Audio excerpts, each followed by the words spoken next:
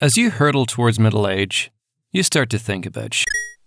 I don't care all that much about my mortality or my legacy, the long-lasting impact I might leave on the world.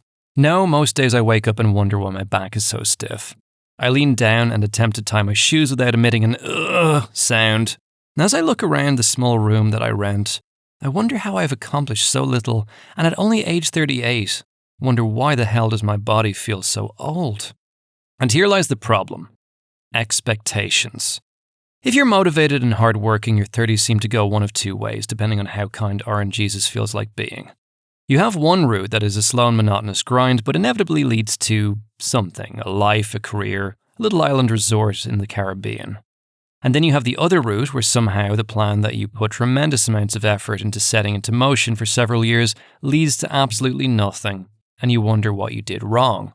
Now, even though I have been in this less lucky second group, I still figured I had a good 10 years before my body would start dissolving to shit.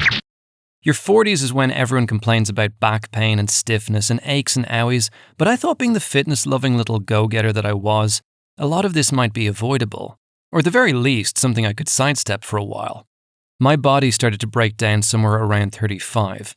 The neck injury sustained in my 20s got significantly worse. Most of the muscles and bones in my body got tighter, pain-filled, with at least 3 different parts of my body in various degrees of disrepair for no justifiable reason except age.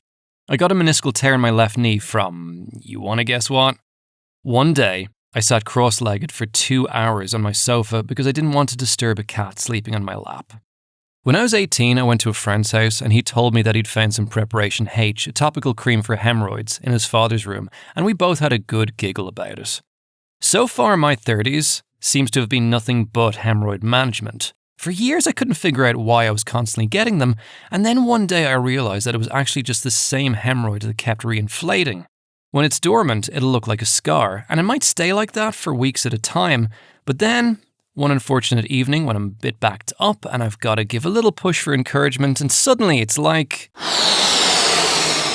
The other day, I found out it had gotten a roommate, so now it'd be like... Considering that all the men in my family have good hardy heads of hair, I was surprised when I saw how weak my hairline had become.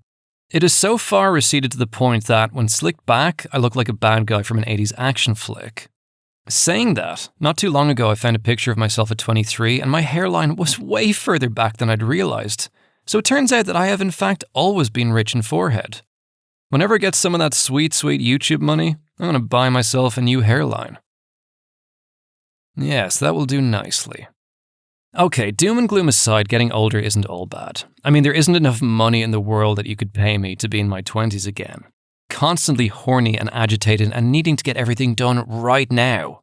This did bleed into my 30s, and it got so bad that at one point I just said, fuck it. I don't care anymore about anything. And all of a sudden, life became, holy shit, I forgot how good a Big Mac tastes. God damn, this Red Bull is so refreshing. Wow, this bed is really comfy.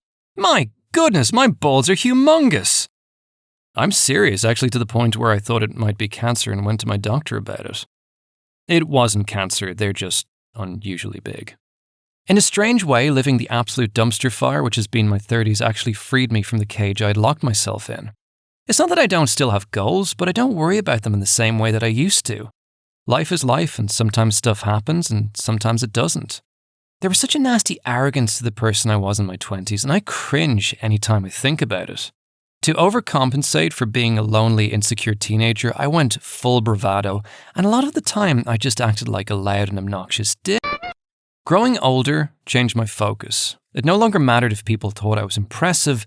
It mattered if I could be a decent human being, if I could be caring and understanding and not force my opinion on people. Sex was the ultimate goal of my teenage years along with my 20s, and I'll be honest, I thought about little else. It is really nice not having that constant, desperate need, which at times did make me feel like I was insane.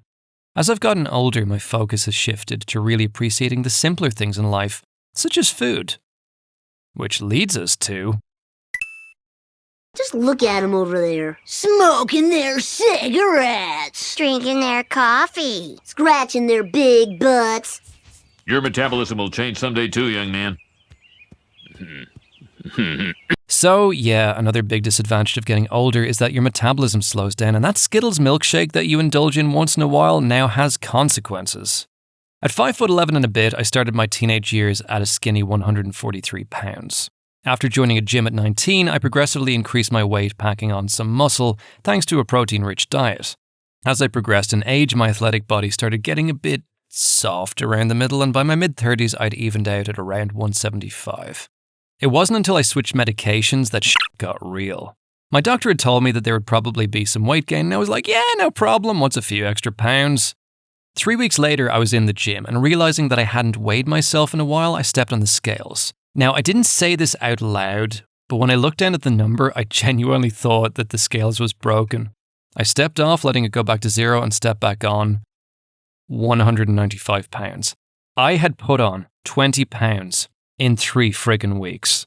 I was busy with work and stuff, and having no long-term partner, I wasn't super focused on my physical appearance. That night, I actually stopped and looked at myself in the mirror, and I couldn't believe how much belly I suddenly had. And my ass? There was just so much of it. As if in a cruel prank, someone in the middle of the night had taken the buttocks of another and attached it to my body. There was a strange upside to the weight gain. I don't know if this applies to women, but as a guy, growing up skinny makes you feel very vulnerable. You're easy to pick on. If you have to defend yourself, there isn't much of you to do it with. Now all of a sudden at 195, I had heft.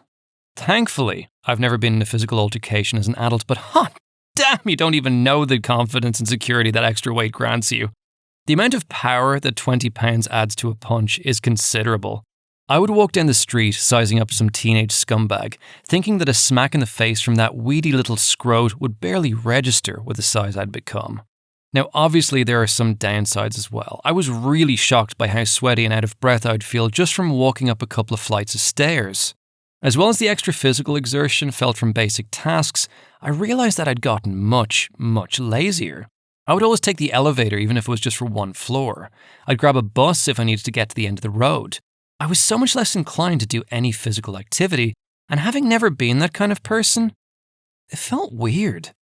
Over the last 6 months, I have lost the weight, dropping back to 175, but this version of 175 is a bit different. My arms got smaller, my ass is flabbier than it was before. You know what?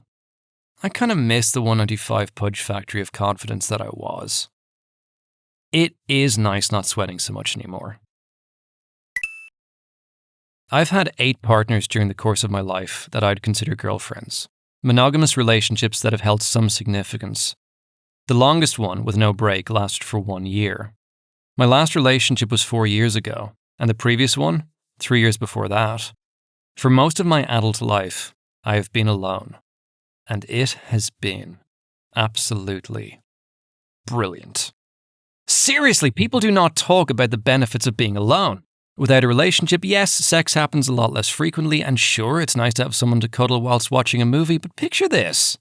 A few months back, I was lying on my bed, ate a whole bag of prawn crackers from Lidl and watched 3 hours of Beavis and Butthead.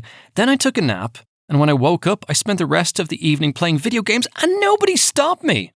Being a grown-up and not having a partner or children is one of the greatest freedoms available in life.